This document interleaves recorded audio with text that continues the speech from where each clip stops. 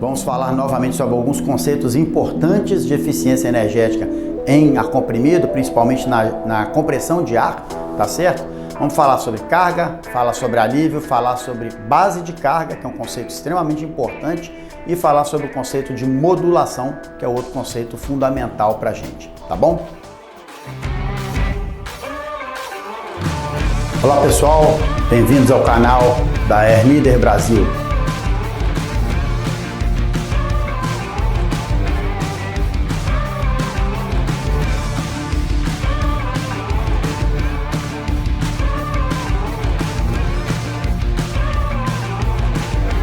Meu nome é Virgílio Souza, sou engenheiro eletricista e o nosso objetivo aqui é compartilhar com vocês conhecimentos sobre eficiência energética em ar comprimido.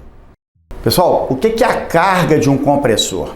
A carga de um compressor é quando você está usando 100% da energia elétrica que ele está tirando da rede elétrica e colocando para produzir ar comprimido. Isso é quando ele está em carga, independente do modelo de compressor, do tipo de compressão que ele faz. Então, isso é o que a gente sempre quer que o compressor esteja trabalhando, porque é 100% de energia para gerar 100% de ar. Então, só para fechar o tema da carga, é produção de trabalho. O compressor tem que produzir trabalho útil e quando ele usa 100% de energia para produzir 100% de trabalho útil, não está alimentando vazamento, não está alimentando alívio, esse compressor está funcionando de forma eficiente. Então, nós falamos de carga, pessoal, agora nós vamos falar sobre o alívio.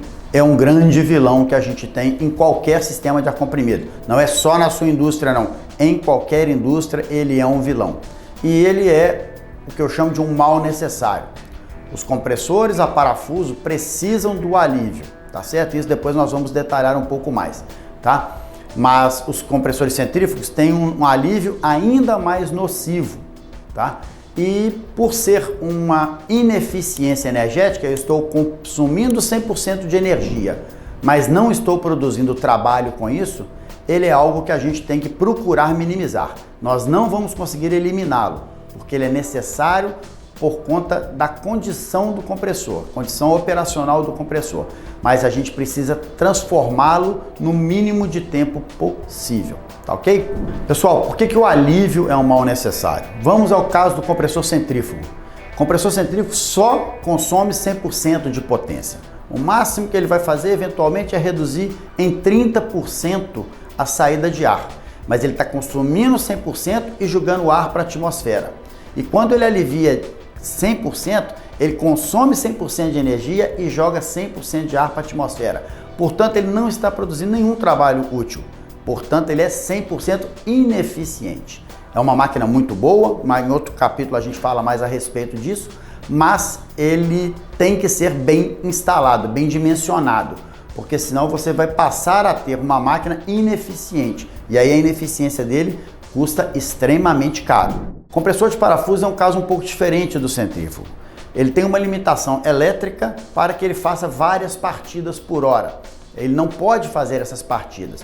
Só que como eu preciso aleatoriamente de ar no sistema, eu não posso me dar ao luxo de ficar parando e partindo novamente o compressor de parafuso.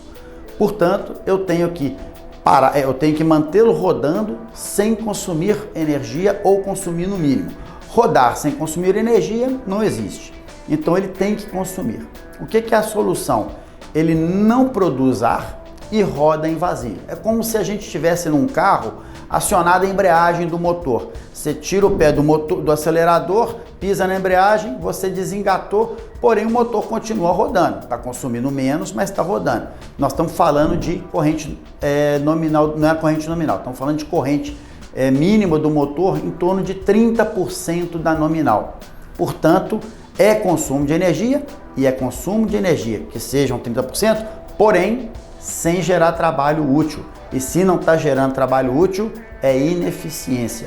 Por isso que a gente também tem que trabalhar pesado para reduzir o alívio dos compressores. Pessoal, alguns de vocês vão me questionar, mas Virgílio, você pode ter um VSD que tem um inversor de frequência lá e ele não tem essa limitação de partidas e paradas. Tá certo, a razão, o advento do VSD ter aparecido é justamente para isso. Só que existe um detalhe importante. O VSD, como eu falo, uso a palavra normalmente, ele cobra um pedágio. Ele não faz esse milagre de graça.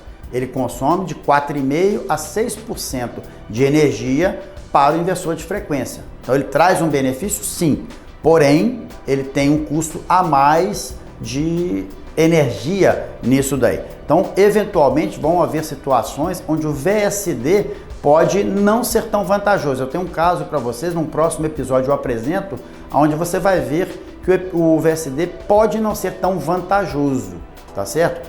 E você consegue, eventualmente, dependendo da configuração de compressores, ter uma condição de consumo de energia tão eficiente quanto a do VSD sem ter o VSD. Essa é uma questão importante para vocês considerarem, tá legal? Pessoal, só para ficar claro, o alívio é um mal necessário. Não vamos conseguir tirá-lo das nossas vidas, mas a gente pode reduzi-lo para 0,1% do tempo que os compressores trabalham, que é o ideal. Eu falo sempre, eu consigo reduzir em 99,9% o alívio. Mas ele jamais vai deixar de existir, porque a operação precisa e na hora de desligar o compressor, é da vida do compressor, ele tem que entrar em alívio para ele poder se desligar. Pessoal, um conceito extremamente importante para a gente falar agora, é o nosso terceiro tópico desse vídeo, é a base de carga, tá?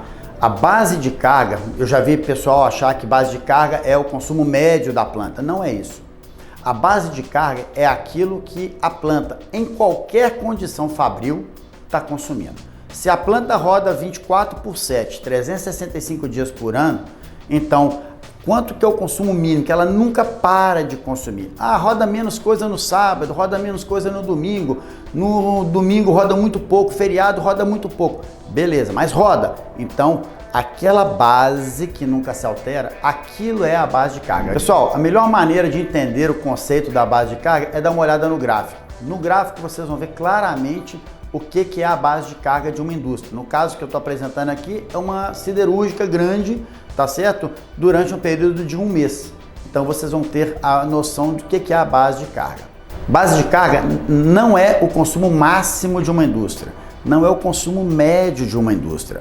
A base de carga é o consumo mínimo constante, contínuo de uma determinada indústria, tá? Então, essa é a importância de vocês entenderem isso daí. Qual que é a importância da base de carga, pessoal? Isso vai fazer muita diferença no dimensionamento da central de compressores. Para quem trabalha, para quem conhece e usa compressores centrífugos, como eu falei mais cedo, ele é um compressor que só interessa ser utilizado a plena. Ele só pode rodar 100% de capacidade. Do contrário, a eficiência dele cai absurdamente. Então, ele é o melhor tipo de compressor para trabalhar na base de carga. Pode ser que você não encontre uma máquina dessa que atenda a sua fábrica, o volume de ar da sua fábrica. Mas se você tiver um grande volume de ar, é a máquina que para base de carga seria ideal. Pessoal, o último conceito desse nosso vídeo, modulação. Modulação é tudo aquilo que está acima da base de carga. Seja na segunda-feira, na terça, na quarta, na quinta, no sábado, no domingo, no feriado, é aquilo que varia, é aquilo que vocês têm que conviver o dia inteiro dentro da fábrica, tá? Subindo e descendo, subindo e descendo. E é aí que está a grande dificuldade do sistema de compressão de ar, é conseguir lidar com essa variação de consumo de ar que é instantânea e a sua base instalada é fixa, tá? Mesmo que sejam compressores VSDs, mas é uma base fixa. Então, aí é que está o pulo do gato para você conseguir fazer com que os compressores que você tem atendam aquela demanda de ar que varia loucamente ao longo do dia e da semana, tá certo? Com um mínimo de desperdício, com um mínimo de energia sem produzir trabalho, ou seja, com o máximo de eficiência energética. Nós vamos ficando por aqui e seguimos no próximo vídeo com mais algumas ideias. Um abraço. Pessoal, se vocês gostarem do conteúdo, fiquem à vontade para dar um like, inscrever-se no canal e ativar o sininho aí para as notificações. Um abraço.